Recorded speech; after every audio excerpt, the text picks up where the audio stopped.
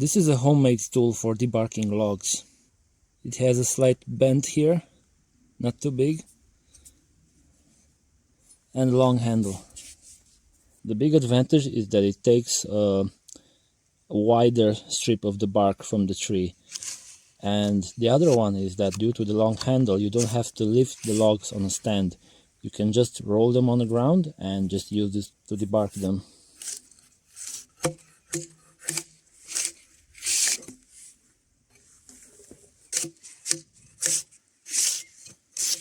This is not steel, it's just plain metal, but it works really well on fresh logs, and it can even cut some branches easily.